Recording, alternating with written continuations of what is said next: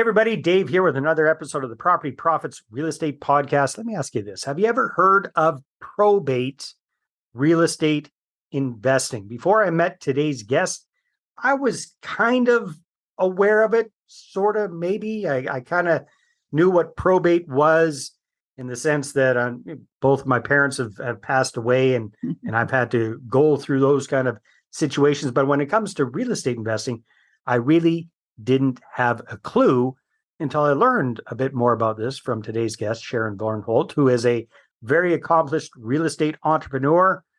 You wouldn't know it for looking at her, but she's been investing in real estate since 1998. She's done a variety of different strategies, all the way from being a buy and hold landlord to wholesaling. She's been in the ups and the downs of the real estate business. She's a very accomplished, not just real estate investor, but she's also a podcast host. I've had the pleasure of being interviewed on her podcast. I believe, Sharon, you run a meetup group or an organization revolved around women investing in real estate. You're very, very active in Louisville, which is where I believe you're based. So, Sharon, welcome back to the show. We had an interview with you way back. Episode 54, I believe it was, and now we're on episode 300 and something. So it's been way too long since we've had a conversation. Great to see you again. I agree. That was a while back. Time flies in the world of podcasting, doesn't it? So anyhow, Sharon, welcome. And today we're going to take a little bit deeper dive into what is probate when it comes to real estate investing. So if somebody's really kind of like I was and kind of had a vague idea of what probate was, but no clue about this in regards to real estate investing, how would you explain it to an absolute newbie? What's your definition? Well, probate is a legal process that takes place when someone passes away. And in the world, it's a cycle of life. People are born and people pass away. What happens is the people that are left behind often get stuck with a property, often a distressed property that they need to sell. The thing that I like to tell people to think about, and not in a strange way, is that they truly have a never-ending stream of leads of people that we are able to help because in this legal process, someone passes away and then it's decided, I call them the decision maker. The probate's opened and then it's decided who's going to be the executor that would have been named in the will or the administrator. And that person is tasked with selling the property and any other assets in the estate that have not been directly willed. This is a chance where these people, if you stop and think about it for a minute, they're stuck. They can't go on with their lives because they've got this enormous job of settling this estate. As you know, it's a job and they just want to get it over with. They want to inherit what they get to inherit. But as real estate investors, we have the unique opportunity to jump in there and help these people that in this process. And I tell people, Dave, I've gotten more hugs at probate closings, and that is the absolute truth. They are so grateful. That brings up a good point, Sharon, because I'm sure you've come across this where people kind of assume that this is a predatory type thing, that we're taking advantage of these poor folks and their, in their moment of weakness or their moment of sadness. There's tragedies happen in their lives. So what? And unfortunately, there are people who do it that way. They give everybody in the industry a bad name, just like rent own, just like investing notes and tax liens, tax deeds, pretty much anything. There are a few bad apples that are predatory. So how do you deal with that stigma that kind of comes with this, or how do you educate people that you don't need to be predatory in order to do good and do well at the same time? Well, many of these homes will be listed on the MLS. They're pretty homes. They're in good shape. So these folks kind of self-select. People today are much savvier than they were even 5 or 10 years ago, before the internet. I call it BI, before the internet.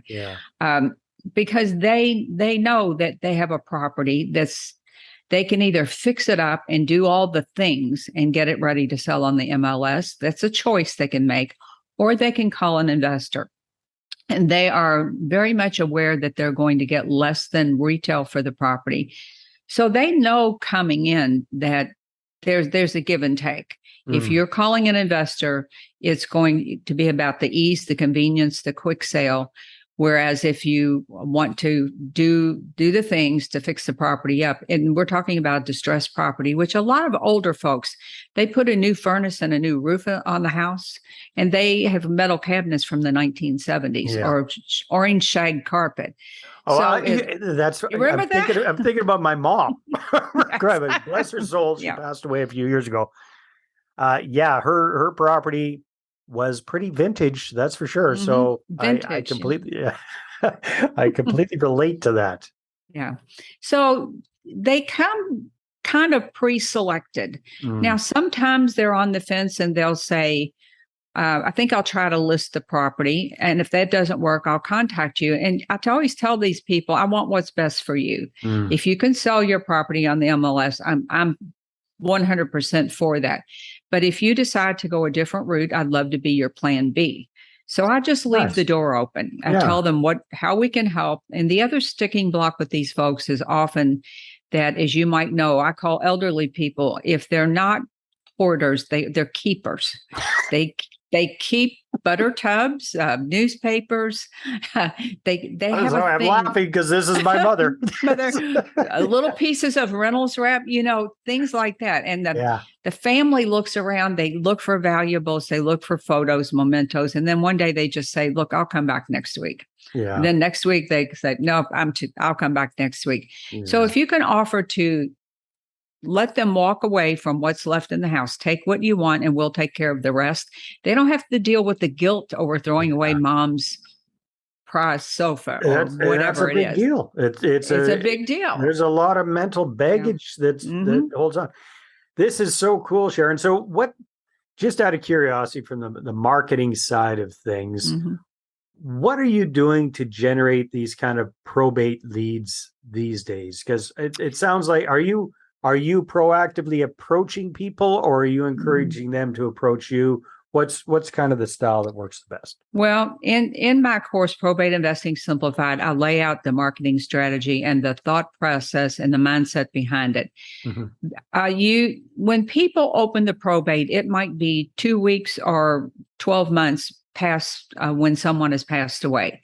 So they've already made the decision of when they're ready. And when they open that estate, they're saying, I'm ready to sell the property. From there, I use a very soft touch marketing campaign, direct mail campaign that says what we do. And I'm upfront about, I know about your situation, but here's how we can help you.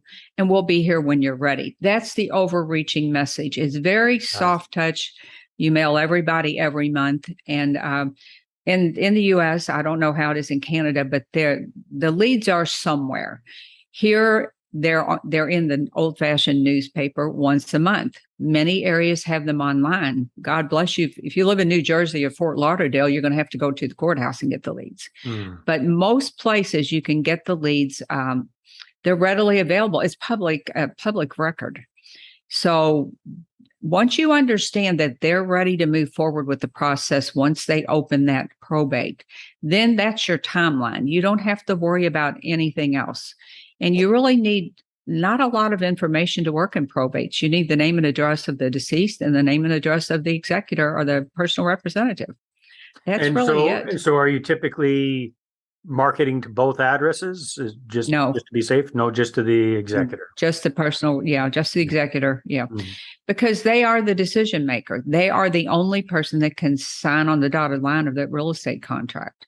I tried an experiment of mailing to all the heirs, which was very costly, and they all gave it to whoever in their family they thought was in charge. So Dave's in charge of this family. We'll give it all to Dave. Right. So they don't want to deal with it. Exactly. They don't want to deal with it. So it's really a waste of money. And if the executor is not the point person for the property, and sometimes, let's say it was you and you're very busy, you might say, my sister, she doesn't work. She loves doing this stuff. I'll let her meet everybody. That's perfectly fine, but she can't sign to sell the house. Right. So you're going direct to the decision maker, the signature writer. Yeah, that makes sense. Well, and from a marketing and branding perspective, anytime you can get in front of a seller, Mhm. It's always better for you than if you have to go through an agent. I love agents. I work with agents, but getting in front of a seller, you have the Oh, chance by to far. show who you are. Definitely. Wow, that's another fantastic idea. Hold on to that thought for a sec. We'll be right back. Now, are you a real estate investor who's run out of cash or credit to grow your portfolio? Are you looking to grow your portfolio using other people's money and raising capital? Well, I want to show you how to raise six figures or more in 6 weeks or less at my upcoming Investor Attraction Workshop. You can get your ticket and find out all about it at investorattractionworkshop.com. We're going to spend a full day taking a deep dive into this roadmap that I've used to raise millions for my deals, and I've helped other people just like you cumulatively raise hundreds and hundreds of millions of dollars for their deals as well. So again, you can check that out at investorattractionworkshop.com. And as a loyal listener to the podcast, you'll get 50% off your ticket when you use the discount code podcast. That's right, discount code podcast at investorattractionworkshop.com. See you at the next workshop. So Sharon, I know branding and marketing are a big part of what you do as well. And it sounds like this is a very soft touch kind of a process. Do you actually call people up, or you just really, you send out the mailer, you follow up? It's a drip kind of a sequence. And I don't want you to give away all your secret sauce, but I'm imagining that you do this for a number of months, and quite often it probably takes a number of touches before people respond to you. So are you proactively calling these folks, or are you just relying on the mailers to create that curiosity, get them to call you? I'm relying on the mailers. Now, that's in conjunction with having a website so that they can check you out, because they are going to check you out. Definitely. The days of them just calling from a mail piece are over.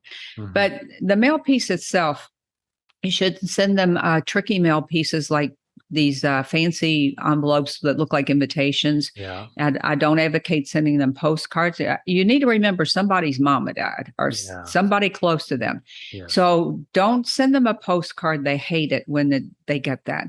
Send them a computer generated mail merge letter that says, "Dear Dave," or whatever. And then you start to build this relationship with them over time. Now, probates in general, in this kind of a market, most of them will be over and done in 12, 14, 15 months. So you mail everybody every month. And it's consistency, because your competition, 90% of the people will stop on or before the third mailing. And that's what you need to hang on to. Nice. They're going to get in there and they don't get a bunch of deals the first month or two. They're out. They're gone. So you've got to be the last man standing. Question for you here, Sharon, because you've been teaching and training people about this for a long time.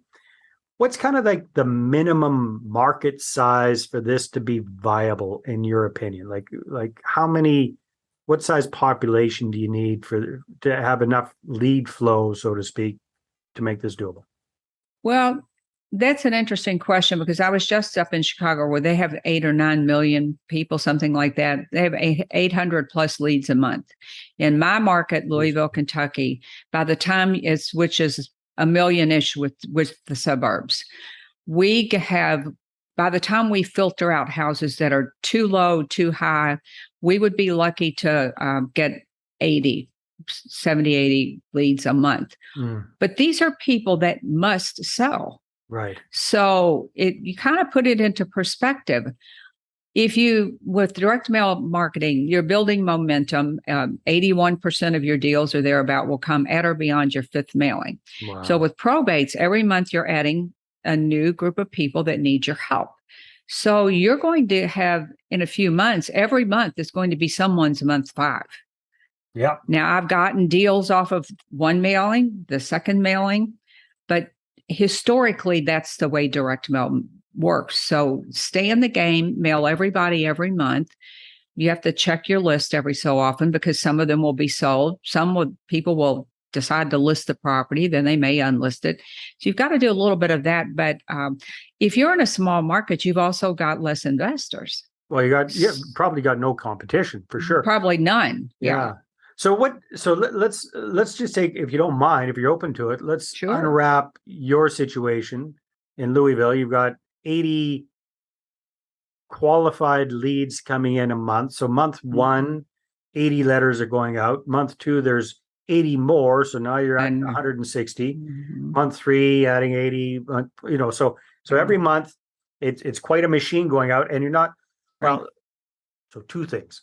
At what point do you take people off your list? Is, obviously if the property gets sold somewhere else, they're getting taken off the list.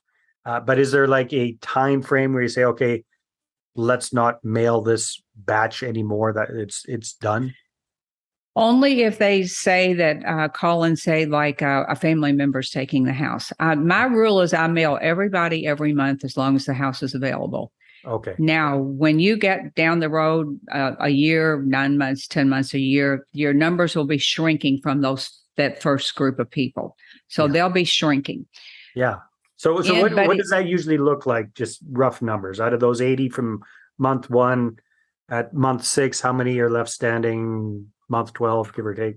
Probably most of them at month 6. There'll be a few sold because people drag their feet. Yeah. They just drag their feet. Even after they open the estate, they're often not quite ready to deal with the stuff in the house or that. So somewhere between 6 months and a year, people get a lot more motivated. You'll buy a lot of houses of right about a year when the probate attorney calls and says, look, you have got to file a tax return on this estate. What the heck? What are you doing? So there are legalities there, and there are kind of timelines. While you can get extensions on taxes, they have to file an estate federal tax return in the U.S. So there are things that have to happen. And sometimes you'll get a panic call from somebody and they say, I need to sell like this week. Can you buy my house this week? I can do that. Yeah. So, but you'll get down, and somebody asked me about stragglers the other day. What if you get down and you've got 3 people, 4 people from a year ago or 15 months ago? I said, well, if the property's still available, I go in and check, and it's costing me $1 a month. So I don't care, 80 cents a month. Yeah. That's the interesting thing about this. When I started probates in 2008, it cost about $1.50 for a white mail merge computer generated letter, and stamps were maybe 30 cents or something. Today, when stamps are, I don't even know what they're, 50 some cents here, you can get that same letter. You can outsource the whole thing for about 80, 85 cents a letter. And that's with stamps costing 50 some cents. You cannot do it in-house as cheap as you can outsource it.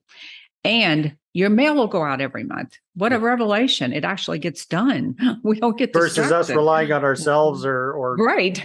getting a batch of people together to lick stamps. Right.